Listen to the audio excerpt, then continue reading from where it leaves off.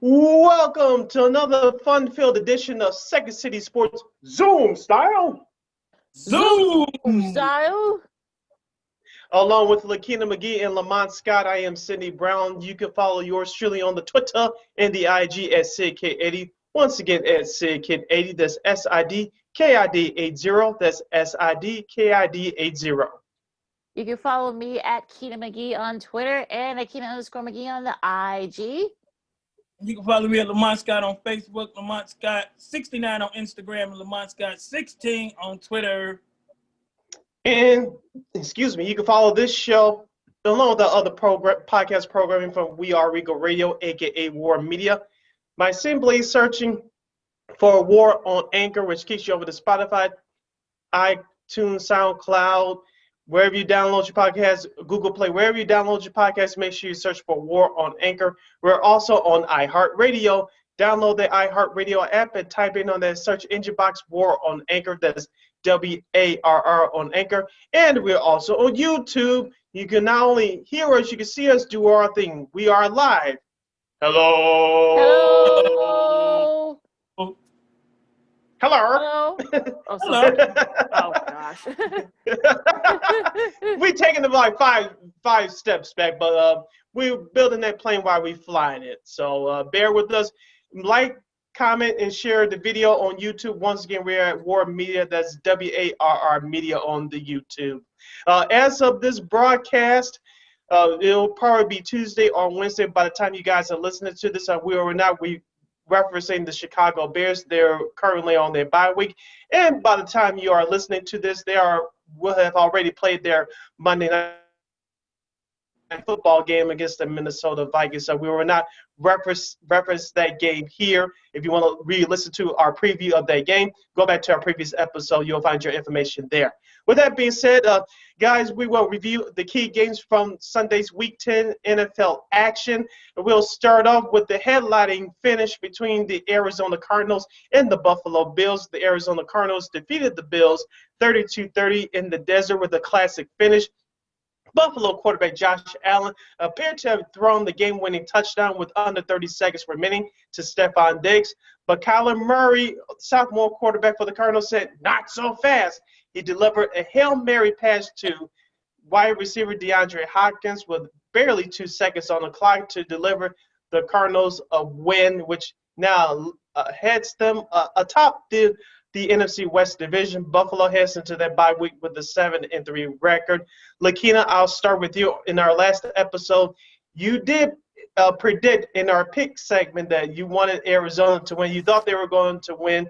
It didn't look good for a while, especially in that first half, but they came through in the end when they needed to. Yeah, it was one of those games where it was fortunate that we actually got the game here in Chicago. So I had my eye on that game, then I had my eye on the Seattle Rams game on my laptop and a couple other games that were going on in the late window. It was very busy it was a very busy 3 o'clock, 3:25 window of games like we previewed on Friday, Sid. But yeah, look, it was a great game. I mean, look, the Arizona defense, which has been much maligned, actually did a pretty good job of sort of taming the Bills, and you kind of felt the dejection, with Patrick Peterson and Trey Kilpatrick, just to sort of like they were kind of like feeling dejected after giving up that what they thought was the game-winning drive from Josh Rosen to Stephon Diggs, but then Kyler Murray came back and did what he did, and the memes of folks that were just making fun of the Texans for getting rid of DeAndre Hopkins. That's why Arizona went and got him. That's why they decided to that contract extension.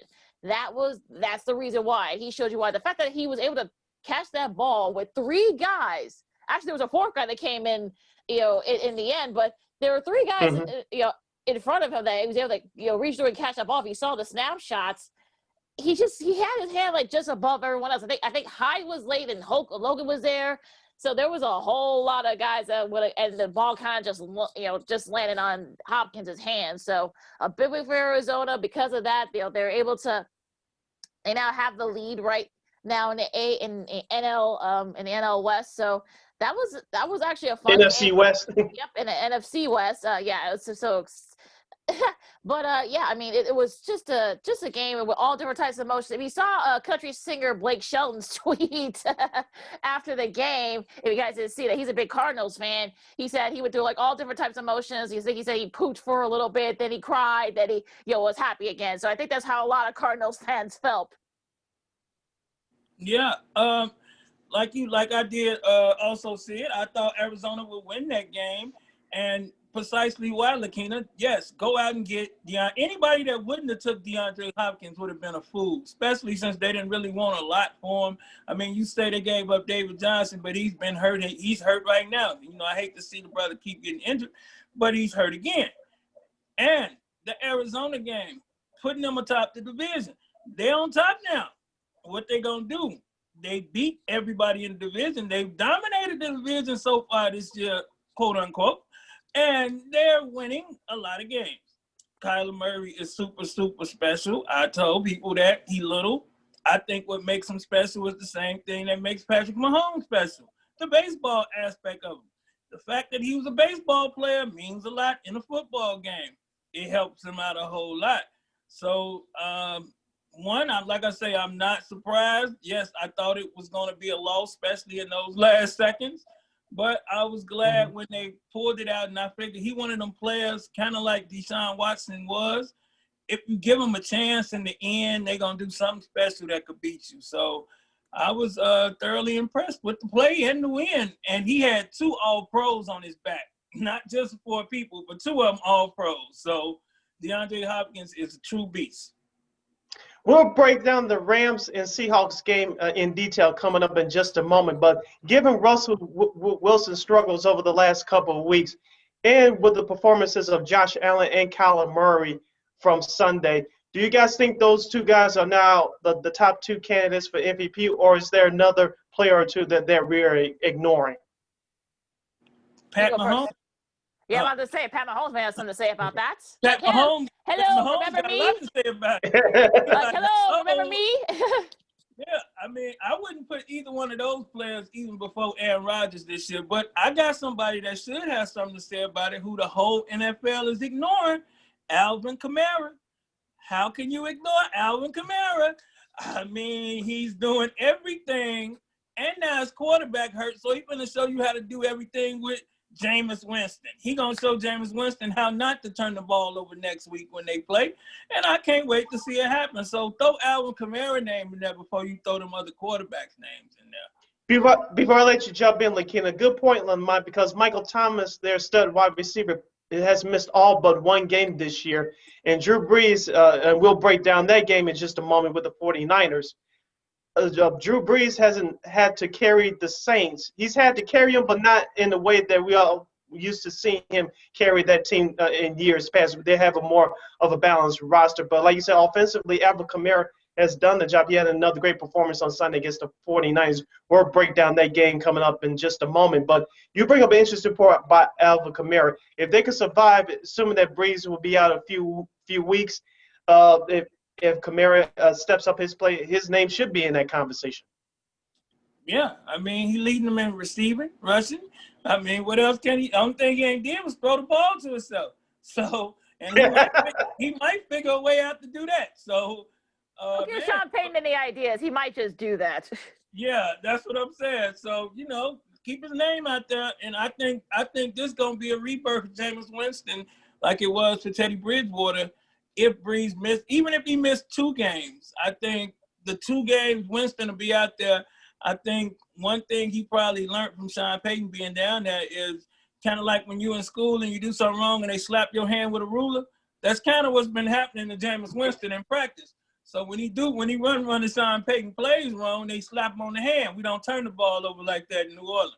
And so I think all of that's going to help him, and I think we're going to see a very competent, and confident Jameis Winston when he plays Sunday, because Drew Brees may not make it Sunday. Yeah, they're already saying that he may miss a few weeks with those ribs. And remember, those are 40-year-old ribs, mind you. That's not these. Is not. Yeah, I got some of them, so I know they. Yeah, these are not ribs from 5 or 6 years ago. These are 40-year-old ribs Drew Brees has now, so he might be out a while, but. Look, I mean, this is a perfect time for Jameis Winston to kind of get right, sort of the get right contract. So I think if he could do well here, maybe Brees pass the baton to Winston, or maybe Winston goes somewhere else. We'll see what happens there. But back to the MVP, I think, look, Aaron Rodgers will probably may have something to say about it. I think Patrick Mahomes, like we said just a couple minutes ago, may have something to say about it. Maybe even Ben Roethlisberger may have something to say about it. So, and if he has and I think, listen, DK Metcalf, may have something to say. Look, there are a lot of guys that you can probably say that may have, something to say. Maybe even Myles Garrett, if you want. They rarely give it to a defense guy. Maybe he's the guy that he has 9.5 sacks leading the league. So he might have something to say about it. So I think it's still, we're not even halfway through the season. So I think, let's kind of, put the kibosh on the MVP talk for now. I would ask folks. So let's just kind of see, because some guys are hurt, that all this other stuff going on. So let's kind of wait. I would say wait till like maybe the end of this month to kind of say, then we'll probably have a clearer picture on who probably is going to be the MVP or the MVP contenders. So let's. Because Russell's falling off a little bit, a great bit. Oh, Russell, yeah. He is hitting the wall. Yeah, we'll get to him in a minute, but go ahead, Lamont. Sorry. No, I'm saying he just hit a wall. That's all I was gonna say. He's like he hitting the rookie wall almost. So we are seeing. You're listening to Second City Sports Zoom style, along with Lakina McGee and Lamont Scott. I am Sydney Brown. As we review the Week 10 action from the National Football League, we're breaking down the key games, the key moments. And let's go around the NFC North Division. The Green Bay Packers defeated the Jacksonville Jaguars by 24-20. Aaron Rodgers, 325 yards and 2 touchdown passes. Marquez Valdez-Scantling had 4 receptions for 149 yards and 1 touchdown. Guys, I don't know about you, but the Green Bay Packers looked like, to me, the limited time that I saw live action of this game, they played down to their competition. Give Jacksonville credit. They gave the Packers all they could handle on the road. But the Packers defense, which I think is slightly overrated, is still good, but it's not dominant as people thought it was going to be. They made the plays when they had to, and they barely escaped with a 4-point victory.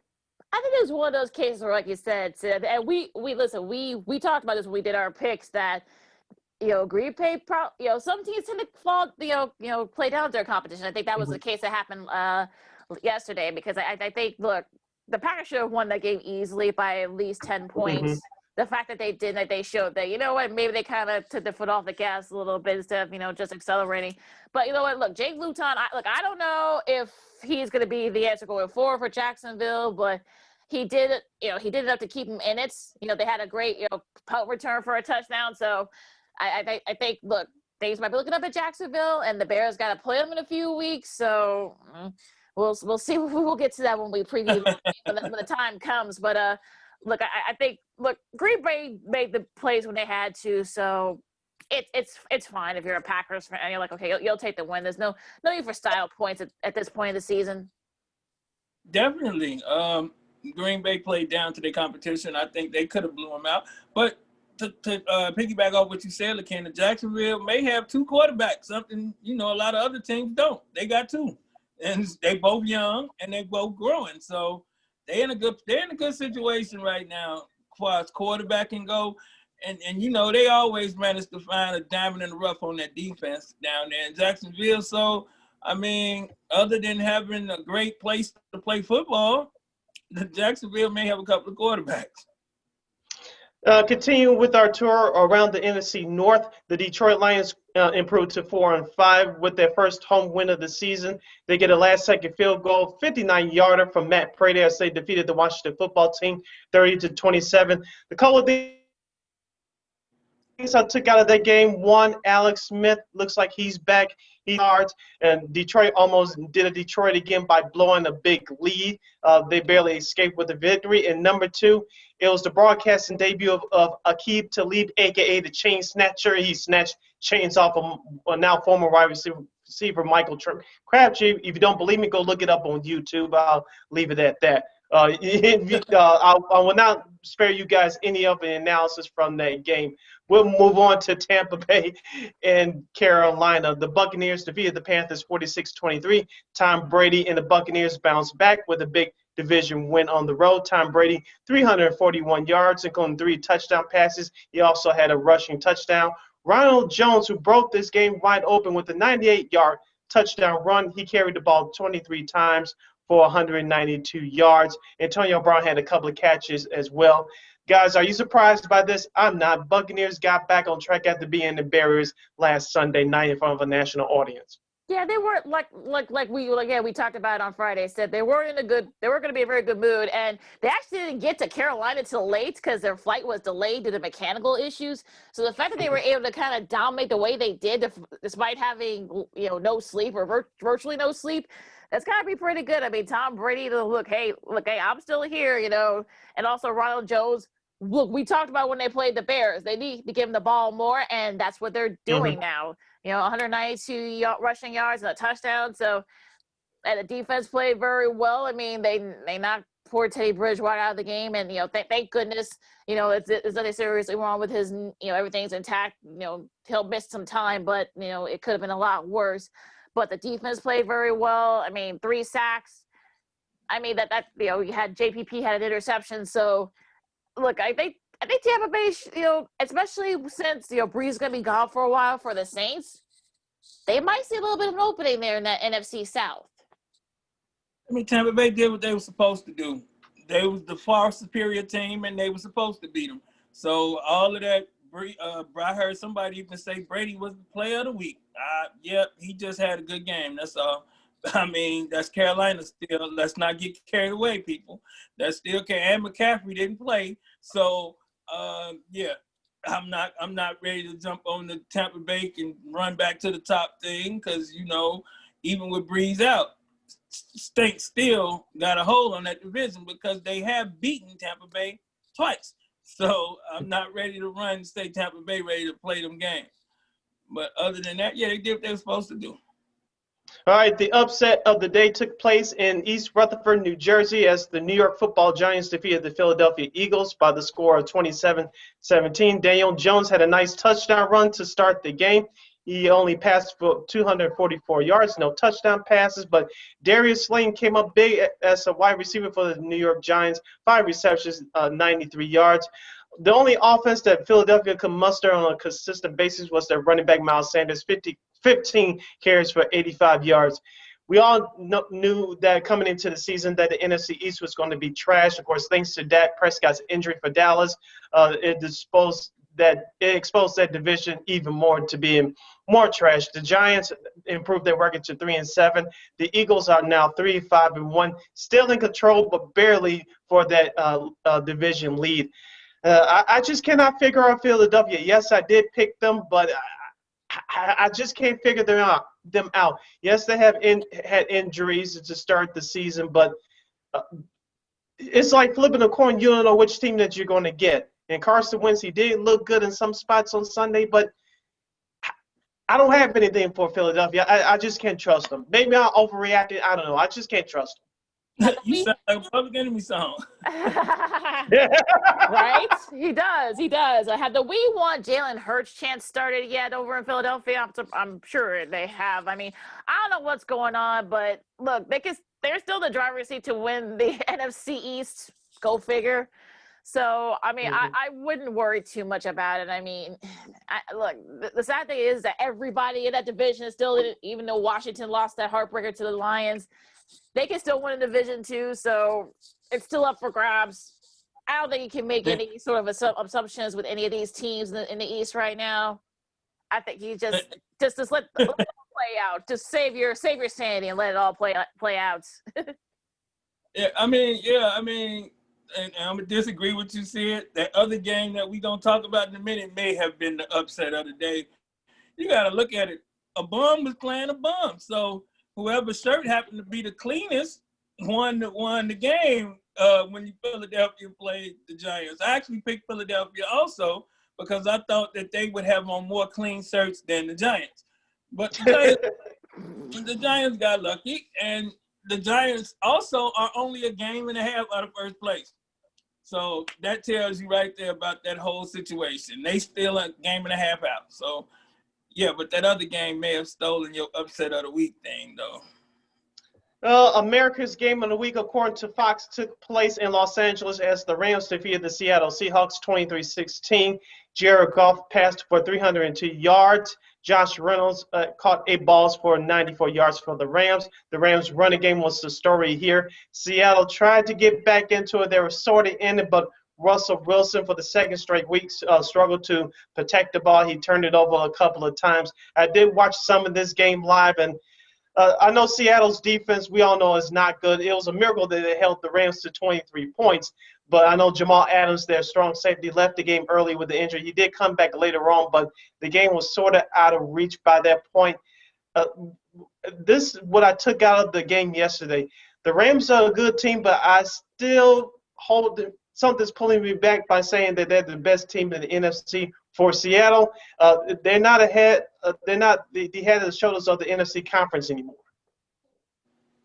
Yeah, I mean Seattle lost because of a couple of things. I think Russell started listening to that MVP chant, I think, a little bit, and he got to do too much. If we look at a couple of those turnovers he had, like the one in the end zone, he had DK Metcalf wide open, yet he chose to try to throw a touchdown the other way. So, I mean, a couple of the decisions he's making right now, it's like, okay, I got to cook. Like they say, he's cooking too much. I mean, even the greatest cooks cook too much sometimes. Like, if you're a great cook, you don't have to cook 2 meals every Sunday, cook 1.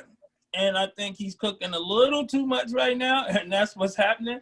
And that division is still completely up for grabs. I'm not ready to give it to the Rams yet, even though their defense is far superior than a lot of other teams in that division. But I don't trust the Rams' offense and quarterback. I think he's highly overrated. So that's why I'm not so quick to give it to the Rams. But it'll be a fight to the end. That's one good thing we'll see. And remember, too, they had a lot of injuries, Seattle did. I mean, Chris Gaston was out. Their center was out. So he basically Wilson had a rookie center to, throwing hiking the ball to him. So that kind of played a factor, too. But look, I mean, the Rams defense. Look, I was doing a little dance. If you guys can watch this on YouTube, I'm doing my weird dancing imitation here because I actually picked the Rams. Look, Darius Williams. I mean, he had both those interceptions that Russell Wilson threw. And look, the best thing about this NFC West, and we talked about this when we did our digital previews. This is probably going to be the most competitive division in the NFL, and it's as advertised. With the essentially the 49ers at this point because they're just depleted and they're playing second and third strings. We'll get to them in a little bit, but look, all the teams there have their own have their own deficiencies. You got Seahawks, their front seven. He had the Rams, and the offense can be kind of iffy at times. We know the Cardinals, they're kind of iffy on defense sometimes too. So that division is still wide open. It could come down to whoever wins the most games in the division, I think. And they all still have to play each other. I think the Rams and Cardinals are going to be playing this in a couple of weeks. Yeah, those Seahawks and Cardinals were probably hoping to get that revenge. They're going to be playing Seattle on Thursday. So look, that division is still open for grabs, and it's going to be exciting these next few weeks. But look, that may not. The East going to be competitive too. It's just a whole lot of bad teams, but it's going to be a fight to the end. It's just a bad fight. It's like watching 2 overweight heavyweights trying to win a fight. So, but it'll be a competitive division. But it's up for grabs. I don't know though. This might push Arizona over the top, Lakina. I mean, you was riding Arizona early this year with me. They might can pull it out with a bad defense. We'll see. It's going to be very interesting. All right, before we get to our studs and duds, the Sunday night contest between the New England Patriots and the Baltimore Ravens. The Patriots in their losing streak by defeating the Ravens 23-17. The Patriots are 4-5, while the Ravens dropped their record to 6-3.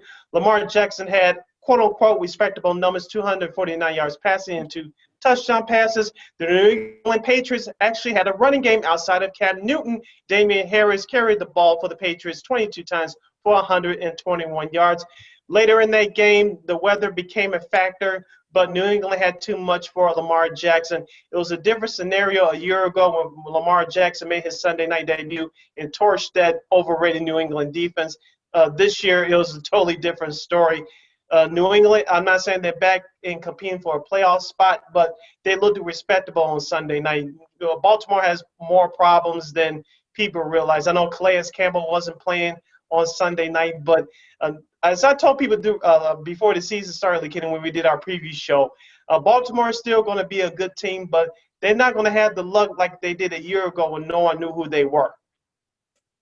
Yeah, I mean, I think not having Calais Campbell, I think that might have played a little bit of a factor. But that defense, I mean, I don't know what's going on. I mean, Damian Harris was able to kind of run circles around that defense. I mean, even Rex Burkhead had a couple of big runs, and of course Cam Newton did what he usually does when he's running the football. So I don't know what's going on with that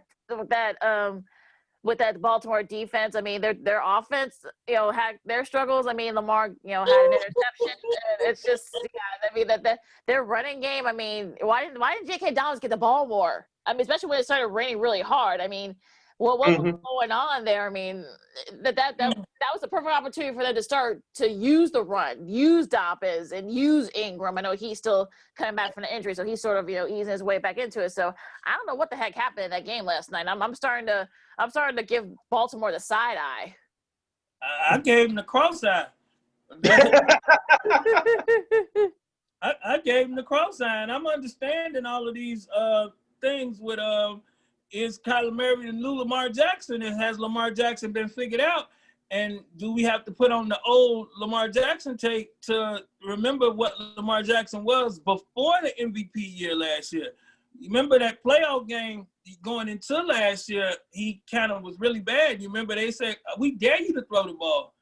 And I think it's becoming a situation like that right now where when you see them line up sometimes, and I know last week he was saying something about they calling out their plays and different things of that nature. Well, they may just know if you back there, you're going to run, so let's hit them. And I think it may be a situation of them figuring out Lamar Jackson, and that's taking the spirit out of Baltimore. So cross-eyed may be a better word, Lakeem. You may be right. You might be right. One more quick note before we get to our studs and duds from Week 10. Cleveland, the Browns defeated the Houston Texans 10-7, but I did watch some of that game, even though it started off in the weather delay.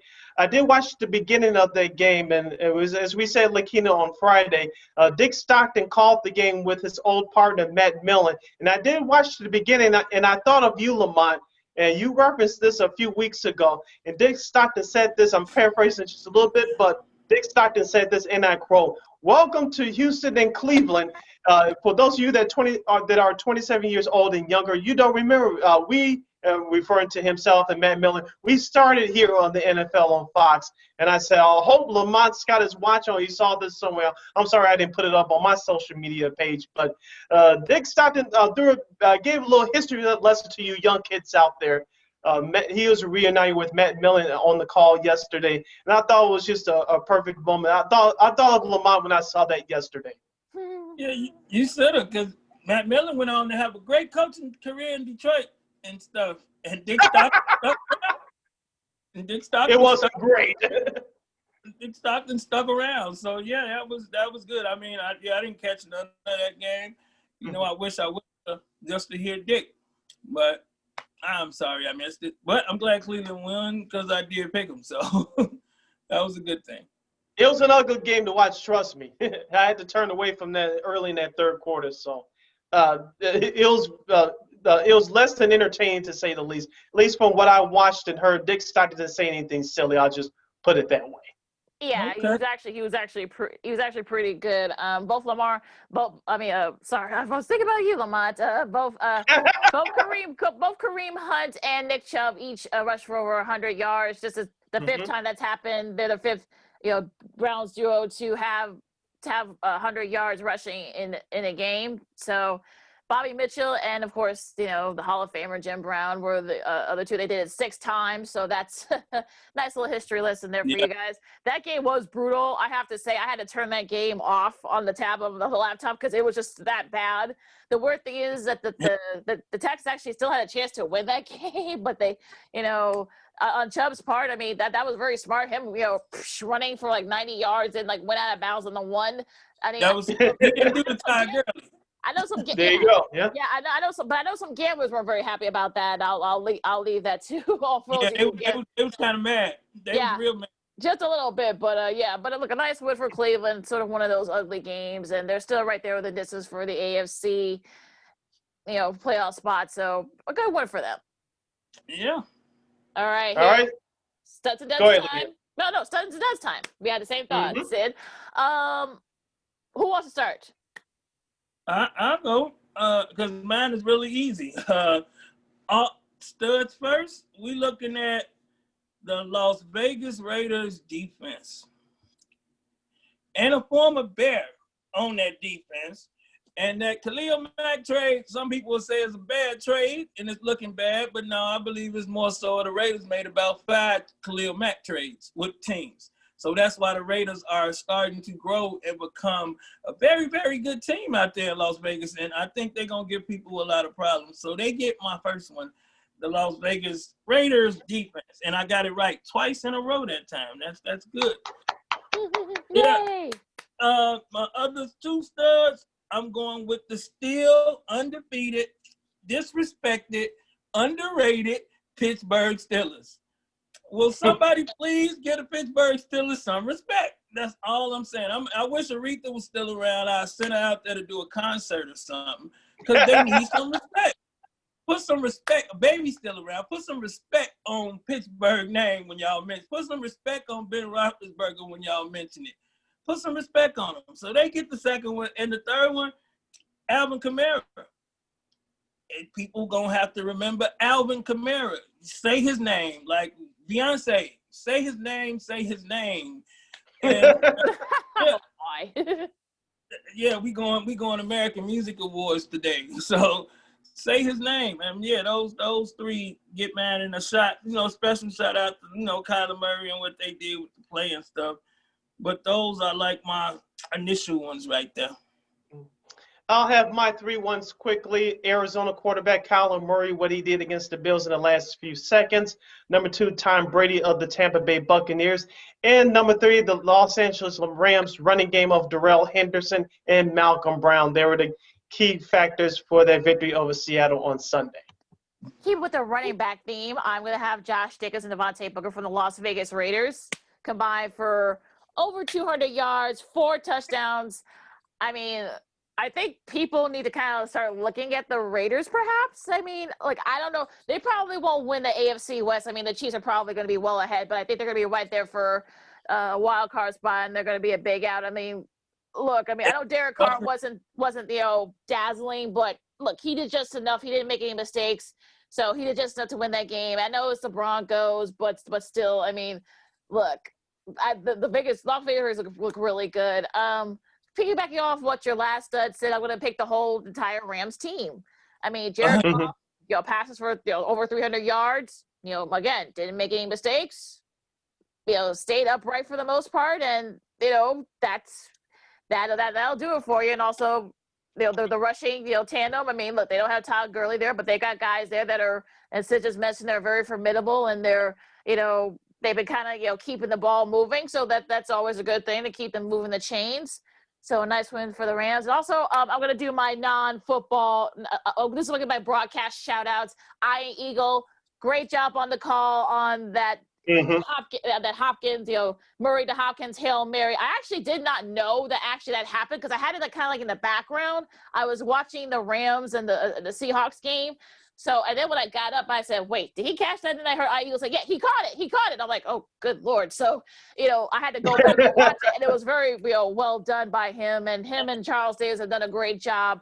I knew there'd be a great tandem when they got together. So shout out to both Eagle and Charles Davis. And studs and duds time. Sid, you start with the duds. I'll start with my duds. Of course, my first dud will be the Philadelphia Eagles. They did not show up against the New York Football Giants. I'll give my first dud there. My second dud is the Seattle Seahawks. They fumbled the ball again, no pun intended, in another big back-to-back contest. That was bad. And my third dud will be the Baltimore Ravens. I thought they would have a better performance. They didn't adjust to the weather conditions I don't know what the hell they were doing. So my 3 duds are the Eagles, the Ravens, and whoever the hell I mentioned. So It's so Hey, bad they didn't even mention it. I don't even mention that I anymore. must be getting smart, because my 3 duds are the exact same as yours, Sid. It's written oh, right. thank you. They Great are the minds. exact same as yours. I don't have to say a word. I agree completely with you for every reason you said. Yes. Yeah, Baltimore's on my number 1 dud. What the hell happened? Like Sid, you just mentioned, they didn't adjust to the weather conditions well. It started raining really hard in Foxborough. I don't know what the hell happened. I don't know their game plan. They didn't game plan for the weather, for the rain. I don't know, but gosh, who knows? But the Seahawks too. I mean, I agree with you guys about the Seahawks. I mean, I don't know what Russell Wilson, I don't know what his mindset is at this point of the season. Their defense, look, we've been talking about their front 7. That's been a big issue. And again, it's starting to glare once again. And just because I want to be different, I'm going to pick the Chargers just because I've already turned in my Chargers fan card. And, Right. Justin Herbert again, 2 touchdowns, but that defense, there've been a lot of injuries on that defense, and it's just, I can't with them anymore. But listen, a shout out to Tagovailoa, and I actually just said the name right, yay. 2 touchdowns. Yay. I know, right? Oh, look, baby steps. 2 touchdown passes. I mean, I don't know if the Dolphins, that's my bonus stud, I can probably say, Dolphins 6-3, Brian Flores has done a great job developing. Can they maybe perhaps challenge Buffalo for the AFC East? I don't know, but they're going to make it interesting. Yes, they are. You're listening to Second City Sports along with Lakina McGee and Lamont Scott. I am Sydney Brown. As we now transition over to college football, which we'll have a few minutes left before we bring on our big-time guests in our next segment. Lakina, I'll start locally in college football. Lamont, your Fighting Illini finally won. They defeated Rutgers for their first win of the season. But we'll give props first to the Northwestern Wildcats. I did watch the majority of this game. The number 23 ranked Northwestern Wildcats, Chicago's quote-unquote Big Ten team. They defeated the Purdue Boilermakers by the score of 27-20. Lakina, I love this Northwestern defense, as we talked about in our last podcast episode on Friday. They actually gave up some second half points for the first time this season, but they barely had enough to hang on to this important victory. I love this Northwestern team, and I said this to a couple people on Twitter. Don't be surprised if they find their way in that Big Ten championship game. Well, Wisconsin might have something to say about that, Sid. That's what I was going to say. I mean, they had that If big. they don't catch any more players having COVID, I'm just saying. Well, you might be right about that, but like I said, they have something to say about it. yeah, I'm about to say. I mean, I know Northwestern, they've been pretty lucky so far. But I mean, I think they're 4-0 for I think the first time since that Northwestern team with head coach Pat Fitzgerald in '95 went 4-0 when they went to the Rose Bowl.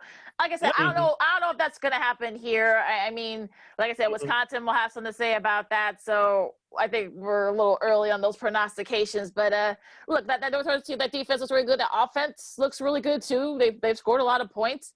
We'll see if they can keep it up. Yeah. One, I don't think Northwestern worried about the COVID too much because they got too many doctors.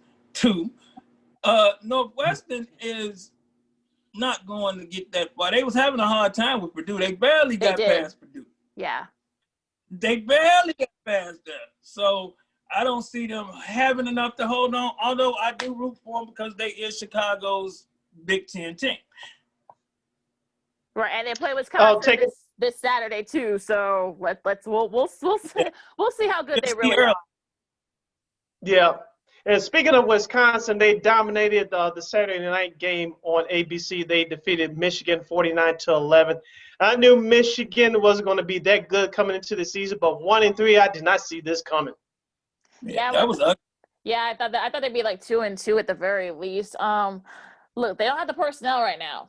They don't, and they basically had to kind of start from scratch because a lot of their guys, they've graduated or went to the pros. I remember a couple of their top defensive guys opted out before it started. I did not back in, so I think that's kind of plays an account as well. So Like, I don't know, who's having the worst time, Michigan fans or Penn State fans?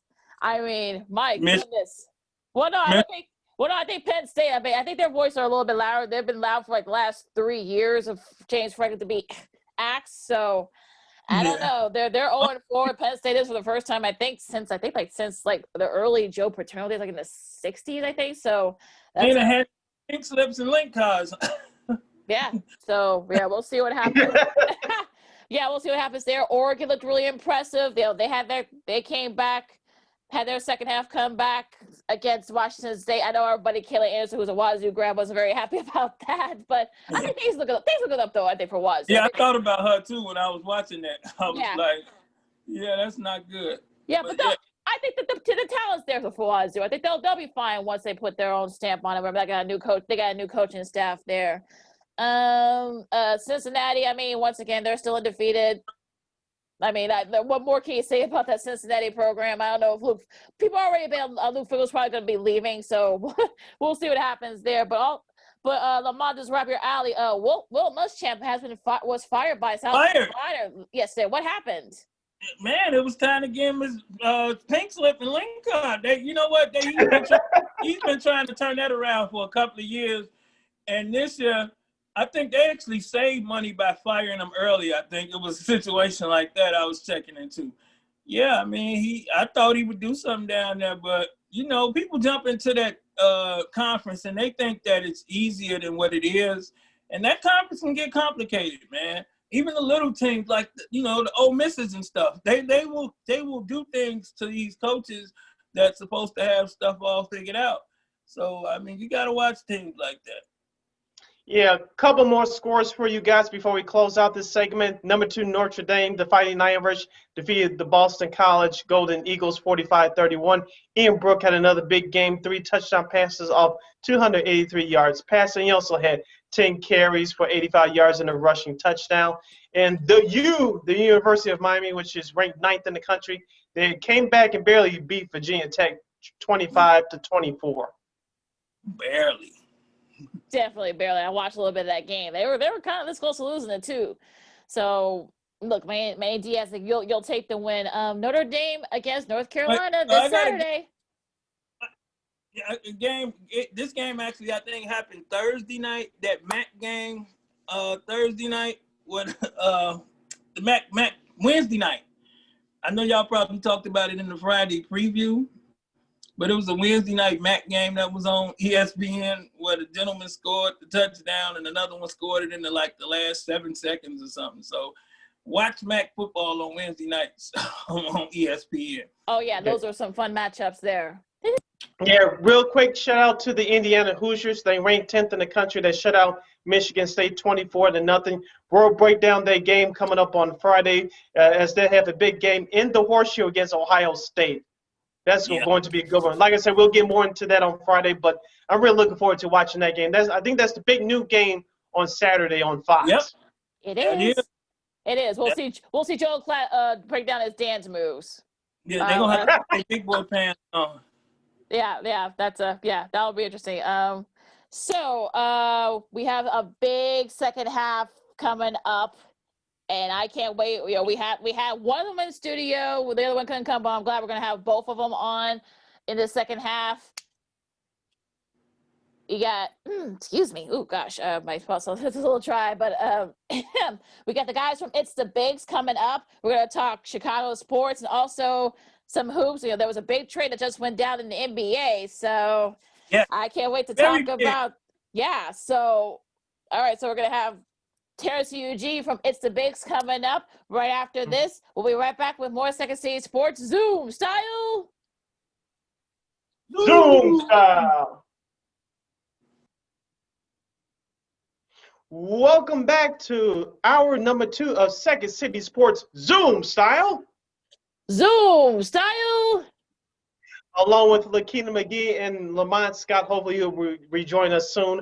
I am Sydney Brown. You can follow yours truly on the Twitter and the IG at SidKid80. Once again, at SidKid80. That's SIDKID80. That's SIDKID80. And you can follow me at Keena McGee on Twitter and at Keena_McGee on the IG. You can follow this program, Second City Sports, along with our other podcast programming from We Are Regal Radio, aka War Media, by simply searching for War on Anchor, which kicks you over to Spotify, iTunes, SoundCloud, Stitcher, Google Play, wherever you download your podcast. Make sure you search for War on Anchor. And we're also on iHeartRadio. Download that iHeartRadio app, type in that search engine box, and you just type in that search engine box, War on Anchor. That's WARR on Anchor. And we're also on YouTube. Now you can only listen to us, but you can watch us as well as we do our thing. That's at War Media. Once again, at WARR Media. All right. Also, we're on YouTube, so please, please, please look up for our episodes. You can see us visually, ta-da, and get like, subscribe, get those likes up. Hello. Hello. All right. We're building the plane while we flying it, folks. Yeah. Joining us for our second segment is one half of the Bigs with Eugene McIntosh. This is Terrence Tomlin. You can follow him all over the social media platforms. He's one half of the Bigs, Chicago's very own tag team. They cover Chicago sports from a different angle. We have a lot to go over with him in these next several minutes. Terrence, we had you in the studio last year. Of course, things have changed, so we're readjusting to the times. First of all, how are you, my man? I'm pushing forward, man. Like you said, it's I know everybody's going through their own set of challenges with the pandemic and everything like that. Coming up on around 7-8 months since we've been, adjusting. But man, I feel blessed and highly favored still, man. I'm happy to be here with you guys, man. Happy to see you. I see you rocking, the MVP jerseys in the background, man. It's a good look. Yeah, we'll get to the White Sox later. Where can people follow your work, and where can people follow you via the social media avenue? Absolutely, man. You can always follow the Bigs on Twitter at It's the Bigs, ITSTHEBIGS on Twitter and Instagram, and you can follow me personally at Tomlin Does It, TOMLINDOESIT. All right, let's start out with some breaking news coming from the basketball world. The NBA is in a shortened offseason, as we well know, that the NBA season for the 2020-2021 season will start on December 22nd. But NBA superstar will be traded very soon. The Oklahoma City Thunder will trade All-Star guard Chris Paul to the Phoenix Suns in exchange for Adam Nader, Kelly Oubre Jr., Ricky Rubio, a couple other players, which includes a 2022 first-round draft pick. Terrence, let me get your initial thoughts about Chris Paul. Of course, Oklahoma City were one game away from advancing to the second round of last year's playoffs in the bubble. They were the feel-good story of the league last year. He moves on to Phoenix, which he will be paired up with Devin Booker. Let's be real here. This is not a championship team, but I think Phoenix has made a move to at least get themselves in the playoffs. What are your initial thoughts? Well, like you said, man, no, this is not a move that's going to make Phoenix a championship team. But man, Devin Booker over there with Phoenix is probably, if not one of, if not the best, he's definitely one of the best young talents in the league. And just right now, just off the top of my head, picturing what CP3 is going to be able to do as far as taking some of the load off of his shoulders is going to go a long way for Devin Booker's maturation. I'm excited to see, DeAndre Ayton in the mix over there with Phoenix as well, man. We saw with last season, CP3 was able to, get the most out of those young guys over there, pushing teams to the limit in the playoffs. So I'm expecting, the same to come from Phoenix, man, from being around Devin Booker a little bit, from covering the Bulls. That's a real competitive kid over there. You know what I mean? And Chris Paul's reputation as being one of the most competitive guys in the league, man. I feel like that's a great mix over there in Phoenix. I like what Monty Williams is doing over there as far as coaching and creating things for Devin Booker, creating ways for Devin Booker to succeed. And I feel like CP3 isn't going to do anything but add to that. You know what I mean? Part of me would love to see CP3 on a championship caliber team. But I know that Phoenix offense is going to be exciting. So I feel like it's a good move for both of them. How about mentoring wise? What better if you're Oh yeah. Devin Booker to have someone with the caliber and the reputation of Chris Paul to kind of mentor you and to kind of take you into that next level? Because we all saw how great he did, almost single-handedly leading the Suns to the playoffs during the bubble. So what do you think? How is that going to mesh? It's huge. I mean, Chris Paul is definitely probably one of those players that you consider somebody that's a coach on the court for you as well as your leader. I mean, he's definitely the floor general. And CP3 is going to be able to rub off on Devin Booker in a lot of ways. So as far as mentoring goes, and how to carry yourself on and off the court, CP3 has the respect of the entire league. I mean, I'm sure that's going to be nothing but positive things for a kid like Devin Booker, who is hungry. I mean, Devin Booker is one of those guys in the league that is completely looking to take that next step. And CP3, I feel like is totally one of the guys that can help him. Lamont rejoined us. Yeah, yes, hey. Yeah, I think that trade is going to help Devin Booker so much because it's going to get him off the ball. It's going to take some of the pressure off of him. He ain't going to feel like he have to be the scorer, the leader, and all of those things. But DeAndre Ayton is the one who I think may benefit the most from that trade. I mean, I think the ball will be placed in his position where he can be most effective constantly, because CP3 not going there to lose, so to speak. He's going there to teach and win and show people that he's still elite. So I'm looking forward to it, definitely. Terrence Tomlin from It's the Bigs is joining us right here on Second City Sports, along with Lakina McGee and Lamont Scott. I am Sydney Brown. Terrence, let's go to the Bulls. They hold the number 4 pick in this upcoming 2020 NBA draft. Of course, Arturas Karnisovas is the new executive vice president, along with the new GM, Mark Eversley. Do you have hope for the Bulls moving forward, and what do you think they should do with that number 4 pick? I actually do have hope for the Bulls moving forward, man.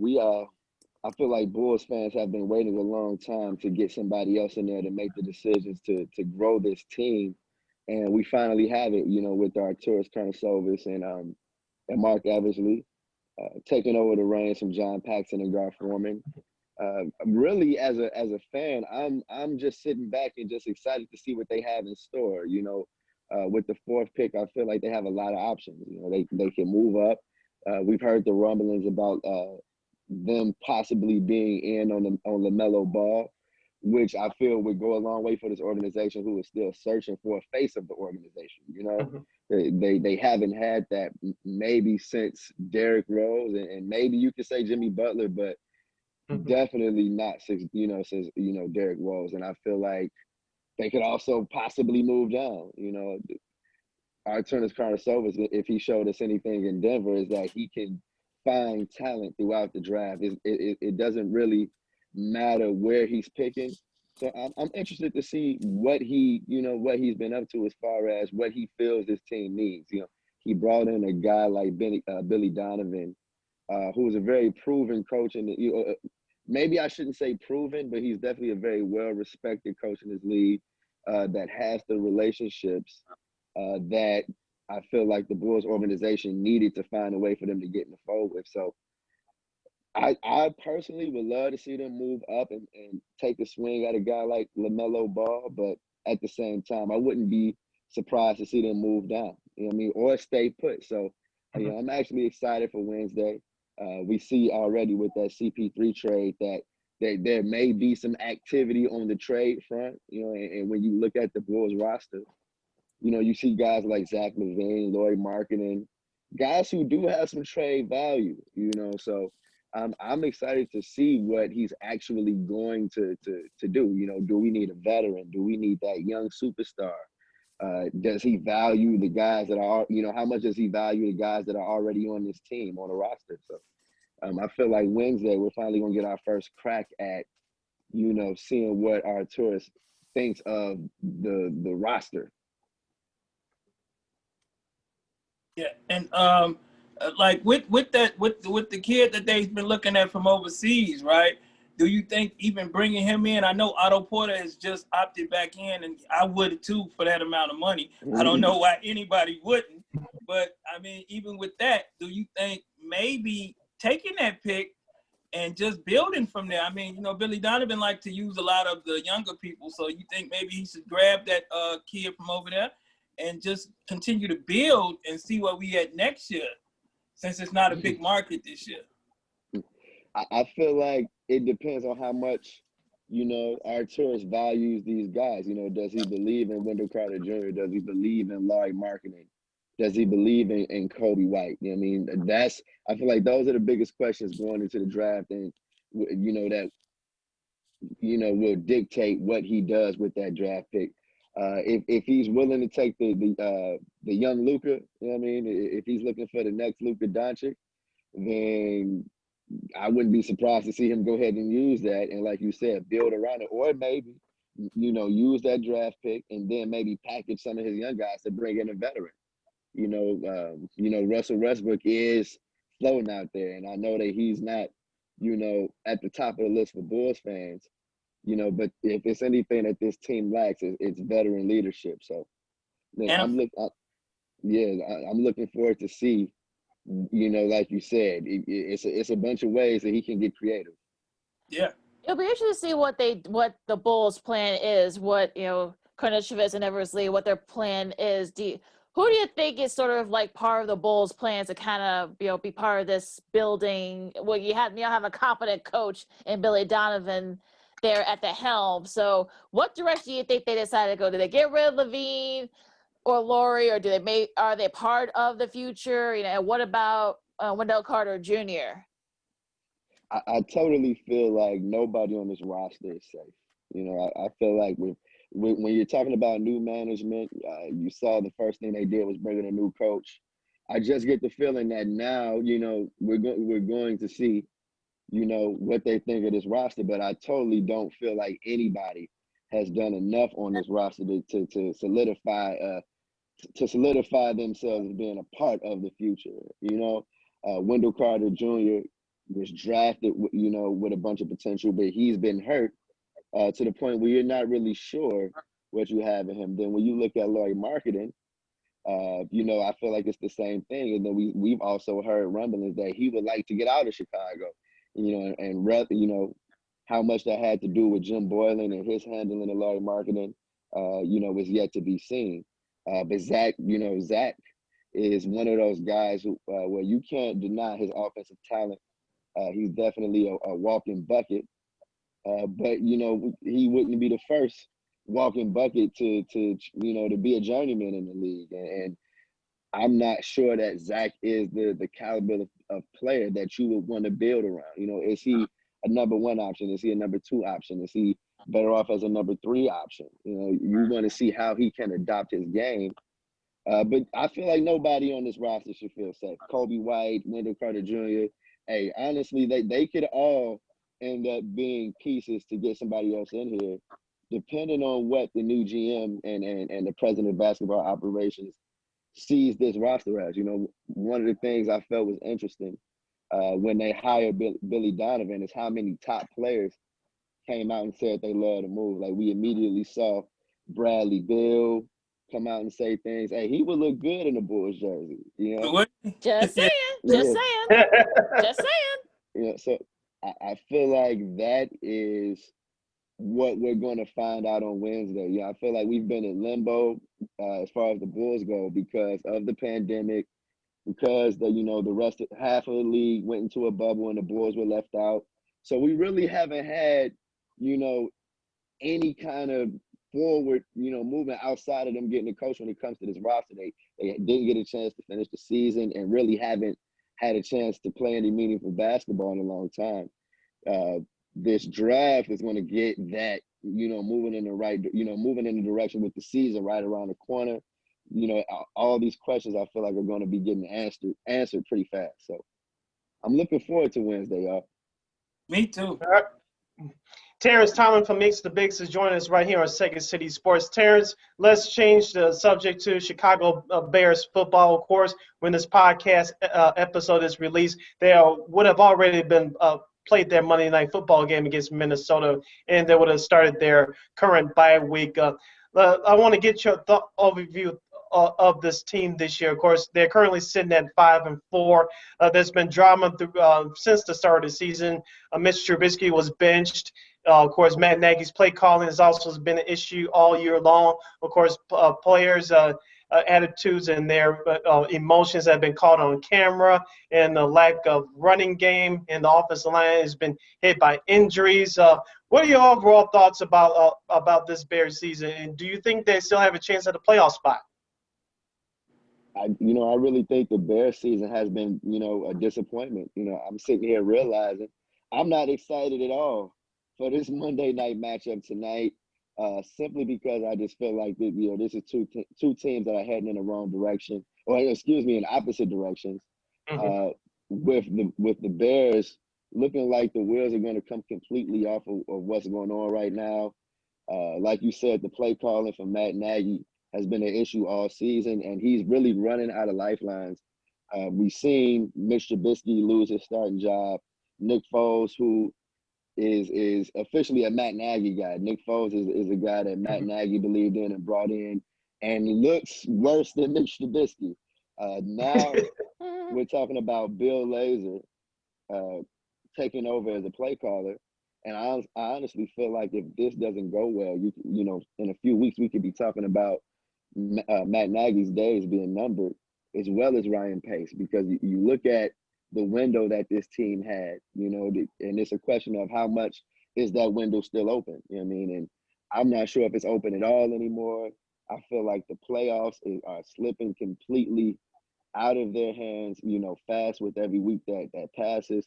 And if you look at the schedule, if they were to turn it around, they would truly have to beat some very good teams, some talented teams in order to turn around. And I don't think that they have that ability this season. So, I know Bears fans were, with that 5-1 start, were thinking playoffs, but I feel like with every win, it kind of felt like it was a half loss. I mean, with every win, we kind of saw that the Bears were able to sneak away with it in some kind of fluky fashion. And over the last 3 or 4 weeks, that just hasn't happened. So I feel like the nosedive is going to continue on Monday, man. Tonight, Dalvin Cook is going to be too much to handle. And I feel like that Minnesota Vikings offense is clicking on all cylinders right now at a point where the Bears won't be able to handle that firepower. And they certainly can't answer that firepower. With David Montgomery being out, the offensive line looking terrible, I'm not sure where the Bears have a chance to win this game tonight. Before I kick it over to Lakina, Terrence, we've been telling our listeners all season long since the opening game at Detroit.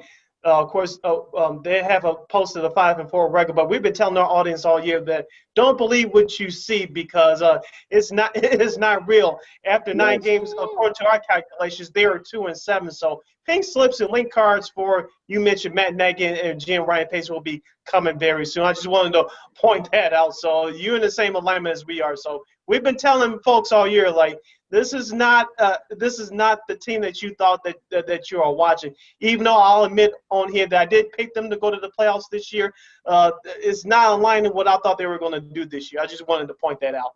You guys are 100% on point. Now, keeping with the NFL as a whole, who has impressed you so far? I mean, we've seen so many great performances, even in all midst of all this craziness. You know what? I'm a huge fan of what's going on in Arizona with the Cardinals right now. For some crazy reason, I still can't figure out the Houston Texans decided that they didn't need DeAndre Hopkins anymore. And I'm sure you guys saw that game-winning touchdown pass last night. Any team can use a wide receiver the caliber of DeAndre Hopkins.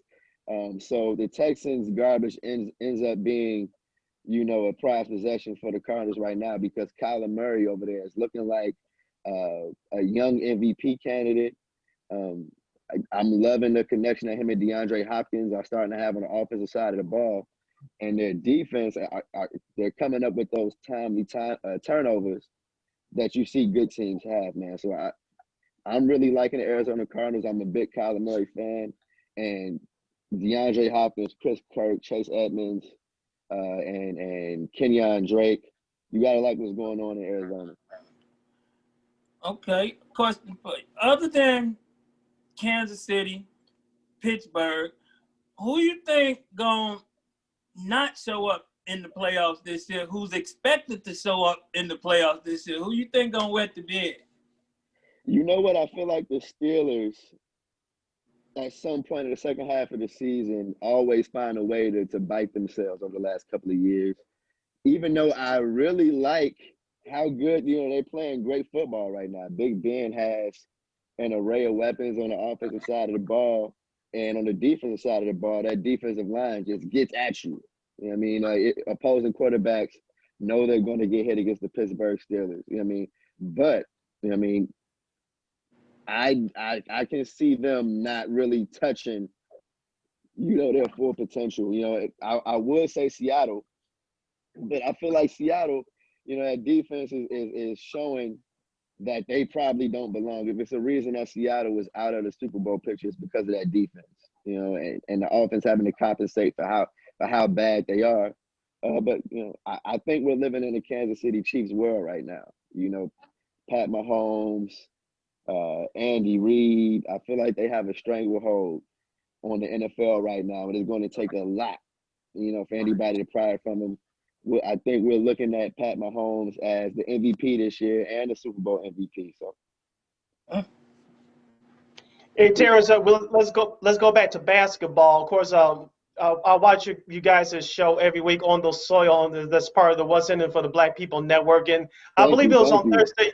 I believe it was on Thursday. You and Gino, you guys were talking about the Isaiah Thomas interview with Shannon Sharp, which happened on YouTube last week. I had a chance to watch the whole thing last night.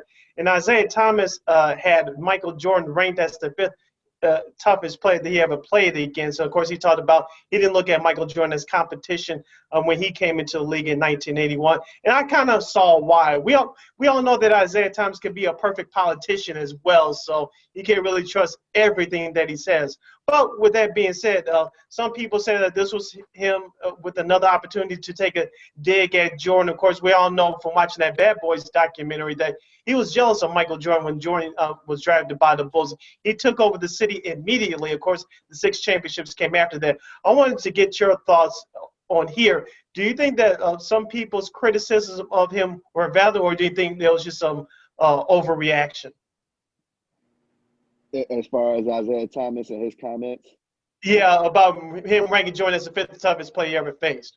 You know what? I feel like it's always going to be a little petty coming from Isaiah Thomas, and I want fans to continue to call him out as a hater. You know what I mean? I feel like Isaiah is better than that, and he needs to stop. Like I understand that. When he came into the league, yes, he was going after Magic, he was going after Larry Bird, but we know that Jordan is the one that put a stop to their reign, and after that, it was nothing. You know what I mean? And then you add into the factor that Michael Jordan was running things in Isaiah's hometown. It's easy to see a little bit of saltiness coming from Isaiah, but I feel like Isaiah's resume is too good to every time we're talking about his legacy, he's throwing shots at Michael Jordan. I feel like he should stand on his more, because I feel like he's the best point guard of all time. A lot of people can't touch, the legacy that Isaiah Thomas has. No, he doesn't have that MVP that a lot of the top players at that time, like Magic, Larry, Mike, all those guys have MVPs and Isaiah don't. But I still feel like that Detroit Pistons Bad Boys team, the legacy that they have is solid enough for him to just let go whatever problem he has with Michael Jordan. Maybe they do need to have a sit down on TV and hash out their problems. But I feel he did it with Magic Johnson a couple of years ago on NBA TV, which was a great episode. I don't know what's going to happen with Mike, but Yeah. I don't know if it's going to happen with Mike, because I feel like Mike feels like all of that is a little bit unnecessary. We saw Mike's reaction with him laughing at the iPad and all of that. So we know how Mike feels about all the back and forth. And I honestly feel like one of the biggest revelations or things we found out from The Last Dance is that it wasn't just Mike that had an issue with Isaiah. Everybody felt he was kind of annoying. it didn't really want him around. So I feel like it's kind of misguided for Isaiah to continue to kind of target Mike like they have a feud. I feel like it just really needs to stop, and Isaiah can just put the hatchet down for a little bit. Yeah, I think they just need. They're all in their 50s now, Terrence. I think they need to kind of Yes, like whatever let sort of beef let they it have with go. each other, just let it go. Just let whatever grievances they have, they should just let it go. Do a TV special, for goodness sakes. I mean, look, I'm sure ESPN or NBA TV will do it, but anyway, on a serious note, though, with the draft being coming up this week. Who do you think goes number one? Because there's still there's a good 5 or 6 guys that can be in that top 4 or 5. And again, we'll see what the Bulls do. But who you see going number one? You got Wiseman. You got the guy from I think he's from I forgot the one from Europe somewhere. And who do you have going number one? I think it's going to be LaMelo Ball. I feel like he is going to be a star in the league. Off the top, I mean? Whatever team picks him is going to have a star on their hands immediately.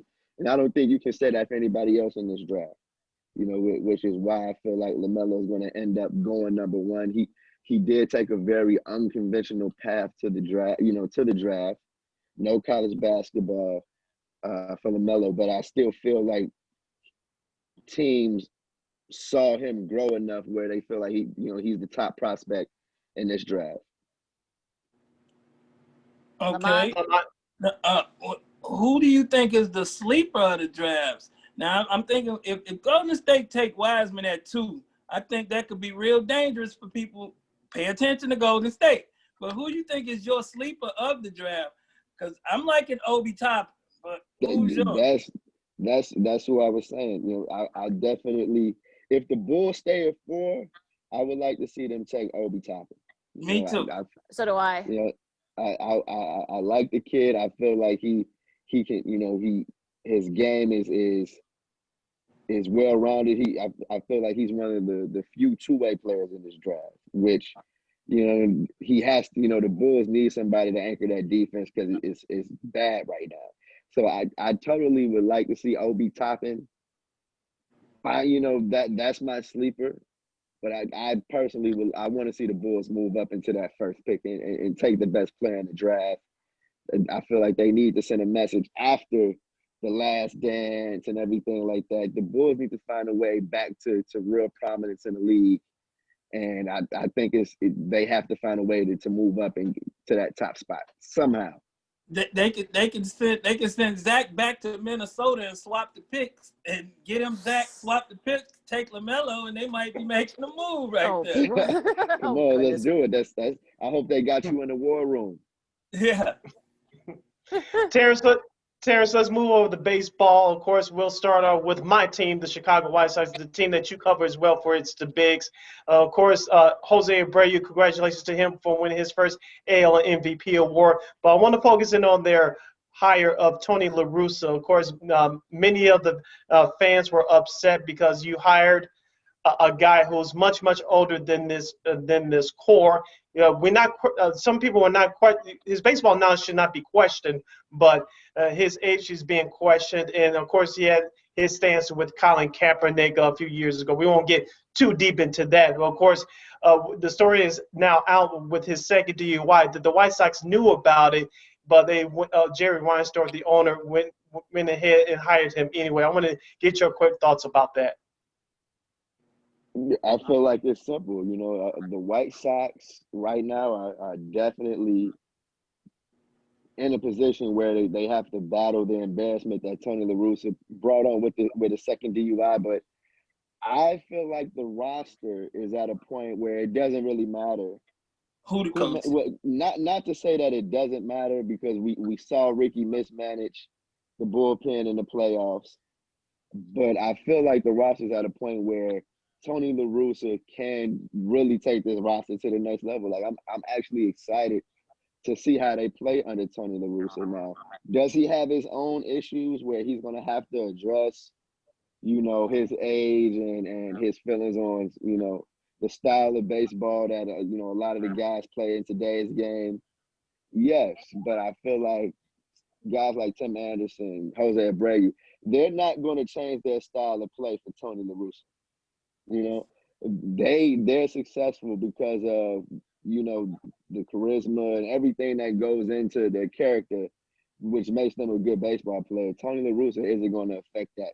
So although I understand players and fans are probably hoping for a different name, and maybe even Rick Hahn kind of sent a different message when they fired Ricky Renteria, when he said they were looking for a manager with recent playoff, success.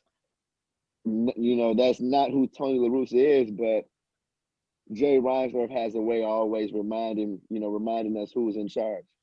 Mm-hmm.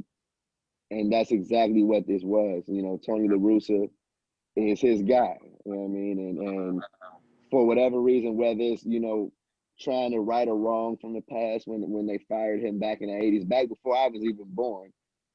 You know what I mean? Now So you make me feel old, bro. Now you make me feel old. I'm 30. I'm 31. I'm 31. So if it's Jay Reinsdorf trying to, right or wrong, then it is what it is. But I'm more excited for that roster than anything. I mean, especially if they can go out and get another arm. We know Michael Kopech is on his way back, and should be 100% healthy, which is going to be a great thing. And now you're talking about Jose Abreu being a reigning MVP. I feel like what that's going to do to guys like Eloy Jimenez and Luis Robert. Those guys are in a position where the sky's the limit. And I don't feel like Tony La Russa is a bad enough hire to change the expectations of this team. Now, what about the Cubs? I mean, there was some chatter from Buster Olney from ESPN saying that they're open to perhaps maybe trading some key pieces, maybe even Javi Baez. So, what do you think the Cubs are going to do this offseason? I would have to see that to believe it. Although I know, it's been, said all season long that it was the last dance for the Cubs, for that core that we saw win a championship in 2016. We see Theo Epstein kind of plotting his exit from the organization. I feel like if he's going to trade Javier Baez, then it better be a damn good haul. You know what I mean? If it's a move to shore up the farm system, then I'm not sure if I agree with it. But I don't expect this team to look the same. You know what I mean? I do expect some big changes, whether that means Chris Bryant has one more season before he's gone, whether that means Wilson Contreras is going to get traded. I feel like it's going to move. It's going to come together slowly up north, as it usually does in the off season. But they have to revamp. They got to do some things, man. That pitching rotation needs to be addressed.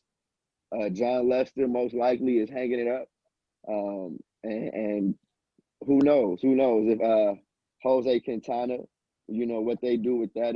I've been hearing rumblings that Jose Quintana could find his way back to the South Side. So I'm interested to see how big the facelift is going to be for the Cubs, because I know that there is going to be a lot of changes up north. And staying with baseball, what move you think the White Sox got to make right now to kind of make us forget about the Tony La Russa situation, other than since bringing in another pitcher is what's needed? What's the one move you think they can make right now that'll make us say, okay, we're going to overlook the age, we're going to overlook the DUIs, we're going to overlook the friendship hire, or whatever they want to call that? What move can they make right now to get all of that off our mind? Well, I would have loved if Marcus Stroman ended up on the White Sox, but that's already not going to happen. Now I'm wondering what Trevor Bauer is going to do. I'm looking at Trevor Bauer as a possibility, but at the same time, I don't want to get too ahead of myself, because I know Jay Reinsdorf isn't going to spend a bunch of money. So I'm looking at them doing what they've been doing for the last couple of years, which is entrusting their current roster. They just hired a new pitching coach, Yeah. and I want to see how he's going to affect Dylan Cease, how he's going to affect Dane Dunning. I'm looking at the addition of Michael Kopech being a huge addition. I think we're talking about a guy that could anchor your pitching staff as a rookie. Yeah, You know what I Pete mean? Wright. Yeah, and this is what I get from Kopech from talking to him. He is a baller. You know what I mean? I saw a lot of people say that he was soft because he decided to take this season off. That's simply not the case with this kid. I totally feel like although he is one of those guys, he's one of those self-care guys where he is going to be doing the yoga and all of that. So I feel like that had more to do with him taking the season off than anything. But I know that when he steps between those lines and gets on the mound, we're going to be seeing a special prospect. So I feel like the fan base can back away from the edge a little bit, because I still think we're talking about a World Series caliber roster. I would like to see if they can bring in a right fielder. I will say that we saw Mazzara and Engel kind of go back and forth. They do need to solidify what's going on in right field, but we still have a couple of guys in the farm system that when they get here, it's going to be problems. So, it's still reason for the Southside fans to be excited. It's a completely different story than what's going on up north. We're talking about hopefully a roster that's going to be contending for a World Series for the next 5-6 years, at least. Right. Last moment or two with Terrence Tomlin of Insta Bigs right here on Second City Sports, along with Lakina McGee and Lamont Scott. I am Sydney Brown. Last question from me, Terrence, before we wrap up here.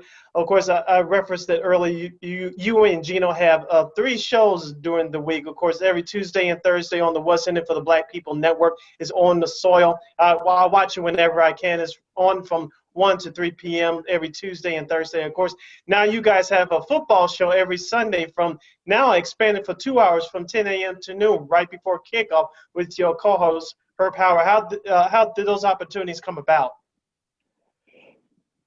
You know what? I actually had a chance to work with Mays Jackson when I worked at the Chicago Defender. I was the managing editor from 2014 until late 2015. And while I was there, he was the political editor. And I always enjoyed working with Mays. I always knew that he wasn't the most politically correct person, and I always respected that. When he had the opportunity to do his own thing, he reached out, and we saw that he was building, a new outlet that put Black people's voices first. So that really is a value that lined up with the Bigs brand. That's one of our priorities and our passions, is to amplify Black voices. So when we saw that was going down, we definitely wanted to be a part of it. And for the last maybe 2, almost 3 months, we've been doing On the Soil from 1 to 3 on Tuesdays and Thursdays. And like you said, now we've expanded to do another show on Sunday called the Sunday Kickoff Kickback, where myself, Eugene, and Herb Howard just give what we feel is a refreshing pregame. A pregame option, to add to the mix, because we feel like if you were to turn on your radio and, locally, if you were to turn on your TV locally at 10 o'clock, you're not going to find any conversation like the one we're having on football. So, as you know, man, we're definitely passionate about Black media. We're always still looking to grow the brand. And we're definitely working so that in 2021, we can do some more special things with the Bigs, man. Our What's in It for the Black People Media family is totally behind us and pushing us forward in a way that we respect and appreciate. And we're excited for the future for sure. Still. I love what you guys are doing. Like I said, I always try to listen to whenever I can, and I love what you guys are doing to giving voices to African Americans, because it seems like there's still, still got a ways to go. But Yes. the good news Mhm. is that it is starting to grow, and people are looking to contact like you guys. So tell everyone what you're doing to kind of like keep growing and keep prospering. Absolutely. We're looking to share the outlet. We have a Bears correspondent that covers the Bears beat for us. He's actually going to be heading to Soldier Field tonight to cover the Monday Night Football game. His name is Joseph Lewis, and you can definitely follow all of our social media pages to stay updated on what he's been doing this year. But that's really what it is. We're looking to add people to the outlet, to basically show the industry that we're growing, and that one thing Eugene and I know is that we aren't the only ones on the grind. We've been doing you guys a show for the last couple of years. We know Ken is still doing his thing. Of course, we know Tony and Josh Hicks and everybody over there at War, everything you guys are doing.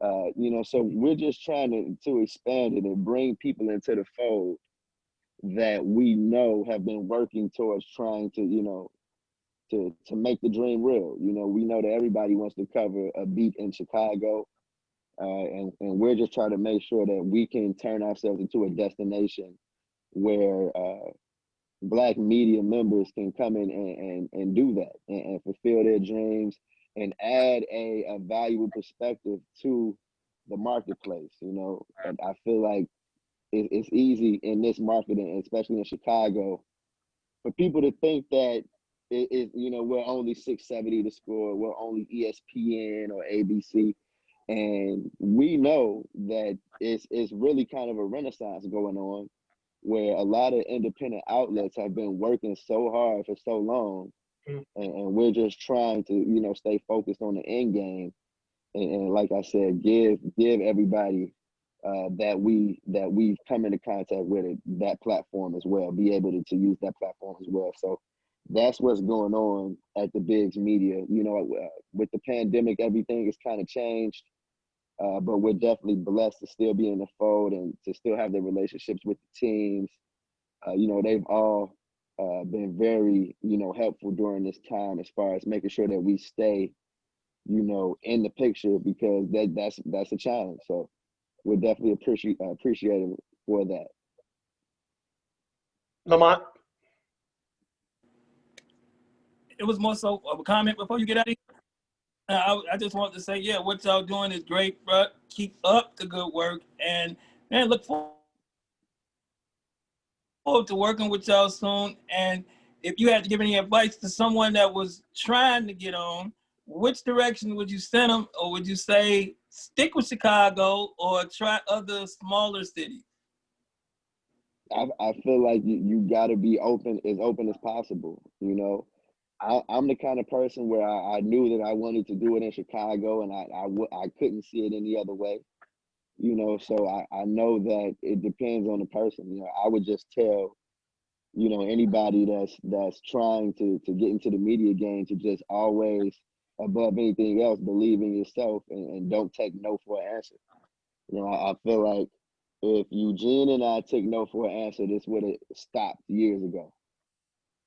But we are blessed to be able to turn some of our no's into yeses, because we're not afraid to create. We stay creating, which even if it's a baby step, we take it and we move forward, and move with the mindset that the only direction that we're moving in is up. So just keep a confident mindset. Don't take no for an answer, because you're going to get some no's, and believe in yourself.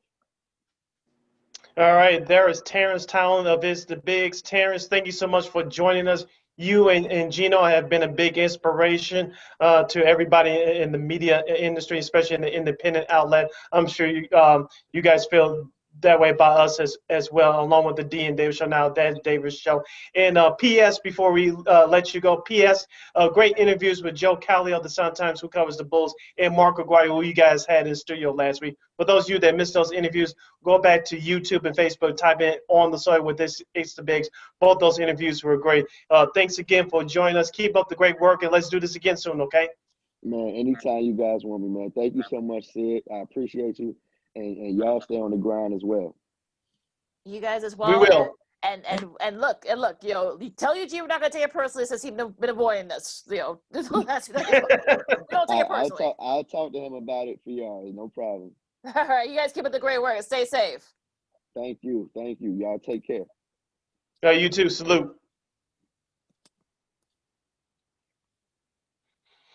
All right, there was Terrence Tomlin of It's the Bigs. Of course, you can catch their digital show on the What's in It for Black People network. That's under the Mays Jackson page on YouTube and Facebook. It's On the Soil with It's the Bigs. It's every Tuesday and Thursday from 1 p.m. to 3 p.m. And then the kickoff kickback every Sunday morning from 10 a.m. to noon Central Standard Time, right before kickoff. Once again, that's on the What's in It for the Black People Network. That's under the Maze Jackson page. That's M-A-Z-E Jackson page on YouTube and Facebook. Guys, did you have fun with Terrence today? Because it's always a wonderful time. We chop it up with him, as the kids would say. I love his insight, and I love what he and Eugene and others are doing. This is a great outlet for African Americans, and you know, to find that voice, you know, to have that voice, you know, to be seen and heard. So I'm glad they're doing that and continue success. Yes, definitely. Yeah, sorry I didn't bring this up with him in the interview, but, you know, of course, you guys listened to us. We had on Nick Hamilton from Los Angeles a couple of weeks ago, and he basically said the same thing. You know, you had to continue to grind, build those relationships, make those connections, and keep building, because you'll see the results, the fruits of your labor. And I know those guys, along with us and the rest of the War Media crew, are doing this as well, as we try to put out great content for you guys on a daily and a weekly basis. So doing it like in a market like Chicago, like Terrence said, it can only be done our way here. And how can you get your voice out there the way you want to do it without putting in the work? I just want people to take away from this, especially the people that want to do what we do and trying to follow what we do. You know, you have to put in the work. You have to be dedicated. You have to be passionate about it, because if you're not, you're going nowhere. And even though people know me as an old school music guy, I'll leave you guys with this. The late Billy Preston said this in a famous song: "Nothing from nothing leaves nothing." You got to have something you want to be with me. Yeah, yes. I'll say, yeah, only people over 35 will get that reference to what Sid just said. Thank you, Dick Stockton. and hopefully we can have, you know, Nick and and Terrence and Eugene and our buddy Mara Akil, who was here, you know, just a few months ago. Maybe we could do like a panel discussion on, you know, the growth of Black media, and especially in sports and entertainment. I think we would hopefully we can do that at some point. Yeah. That is up, Lakina. You can get it done. I believe in you, Lakina, like you used to. Couple of notes before we disperse. It looks like Drew Brees is going to be out for a while. Oh, you saying that? That's Adam bad. reporting that he has multiple rib fractures on both sides of his chest and a collapsed lung on the right side. So, Jameis Winston takes going to be seeing a lot of them, and perhaps maybe Alvin Kamara. He might end up throwing the ball too. So, looks like Rebirth of Jameis. It's time for famous Jameis again. All right. Also, congratulations to Dustin Johnson for winning his second major, also his first Masters, wire to wire. Just dominated the field from start to finish. I mean, look, his game has improved so much, you know, thanks to his brother. He's been a better caddy. So, and I think the two of them have had such a great, you know, camaraderie between the two of them. And, you know, it was just great to see, and all his emotion after winning it. I mean, it actually turned out to be a really good tournament. It ended at about 2:15 our time, so it actually worked out great for CBS. So, you know, Yes, it did. a little over $2 million, and he'll be able to keep the jacket for only a few months, since the match will be next April, back to where it should be. But, you know, some good finishes. Another sports thing. Shout out Mark Burley made the ballot for the Hall of Fame. Hopefully he get in. Do you think Mark Burley is a Hall of Fame pitcher? Ooh, He's that one is a of good to question. me. He's That one of is a those good Hall of question. very good, Hall of very You're good. But I right. don't think he's Hall of Fame. But like you look at some of the people that like got like that has gotten in the last couple of years that were pitchers. They just about where Mark Burley was at, you know, without the perfect games and the complete games and the no hitters. So I'm real interested to see how they play him on that. But a couple of the people that then got in make it very plausible and possible that he can get in. Me selfishly, I want him to get into the Hall of Fame. I don't know if he will. If he does, he'll have to sweat it out for a while because we all know that baseball is numbers driven. And like you said, Lamar, he doesn't have the 300 wins, but he does have the perfect game behind him, which bumps him up somewhat. But and he has a World Series ring from 2005, and he has a playoff save on his record. That was due to Game 3 of the World Series of that 2005 season as well. So he does have the credentials, but if he does, he's going to have to sweat it out a while. He won't be first ballot. It depends on who's going up against, but I guarantee if he gets in, he won't be first ballot. He'll have to sweat it out for a while. You look at. It'll I'm probably sorry. be a minute. No, go ahead, Lamont. No, I'm saying you look at the other, like they keep trying to push the Kurt Schillings in there. I mean, you know, Mark Bailey, just because we saw him all the time, I'm not like being a homer or anything. He did some damage in Toronto after we thought he was done here. So, I mean, I'll be rooting for him, but, you know, let's see. Yeah, he might have to wait a while. I hope he gets in, but I think it's going to be kind of close. So real quick college hoops news, guys.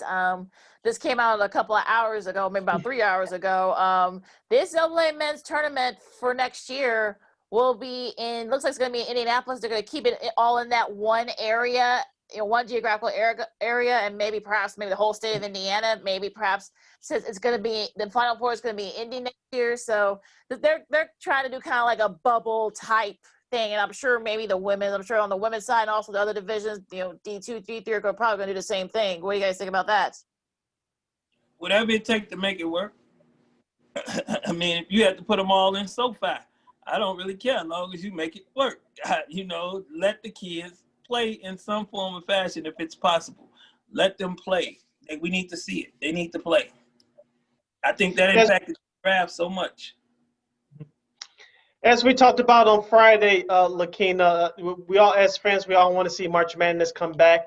I want to hear more details about this plan because we all know that we all know that coronavirus cases, including in Indiana and here in Illinois, which we are broadcasting from, they are on the rise because we are in the middle of the second wave currently. But I want to hear the rest of this plan because as I tweeted out to our good friend of the show, Cheryl Ray Stout from WBZ here in Chicago, do you really trust the NCAA? Look what happened. They barely got college football back to being played this year, even though most of the 5 major conferences started late. Do you really trust the NCAA? It sounds like a good idea, but I need to hear more. Right now, I'm giving them the side eye. Yeah. I'm just doing a thinking face. Okay, we'll see. They just mentioning that Drew Brees thing. They just threw the Saints' upcoming schedule up there and their probabilities. Do you see those easy games they got? Tampa Bay might be in trouble because even with Jameis Winston, the teams that they're scheduled to play next, they should be able to beat with Jameis Winston. So I don't know. Tampa Bay might not get lucky. Look, we'll see. I mean, we'll see how much how much time he misses. Drew Brees does, and we'll see how good Jameis Winston can be. And maybe Taysom Hill, we'll see a lot of him. And like I said, we might see Kamara, perhaps play quarterback. So that's just how weird Sean Payton's mind works. So we'll just have to look out for that. What are you guys looking forward to this week? The draft, the NBA. They talking Anthony Edwards might sneak in and steal that number. If Anthony Edwards sneak up and steal that number 1 spot, the Bulls better trade up and get a ball.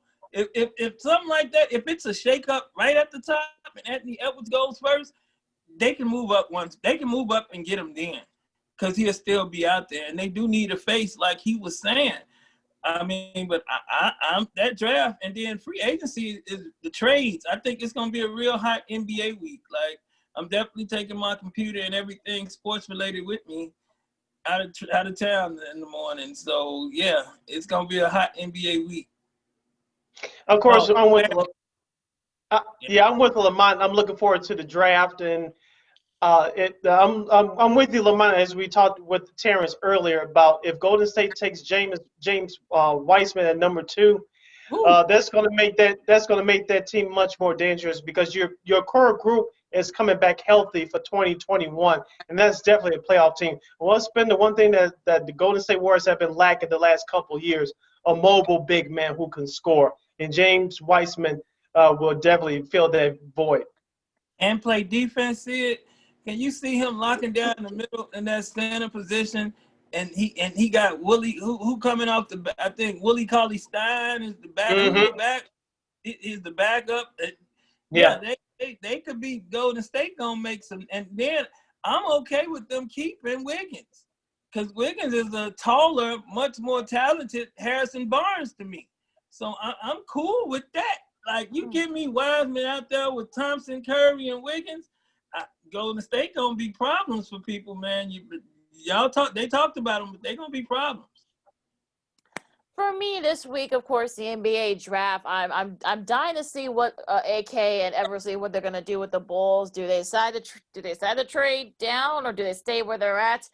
We'll see. I mean, there seems to be like sort of a wild card of 5 or 10 guys that could end up going to the Bulls, or do they trade back? So I'm looking forward to that, and also that top 3, how that's gonna look, and also to see if any more blockbuster trades like we just saw with CP3 going to Phoenix. And there are a couple of games in the MAC I'm interested in too. So I love the MAC.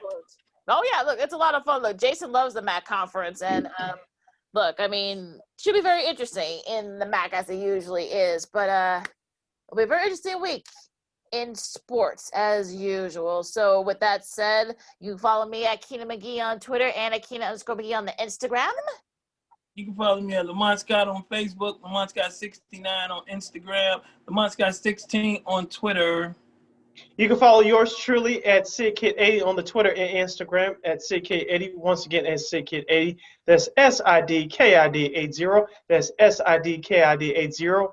You can go to our website at weareregalradio.com. That's WEAREREGAL radio.com. You can listen to this podcast, Second City Sports, as part of the War Media Network simply at War on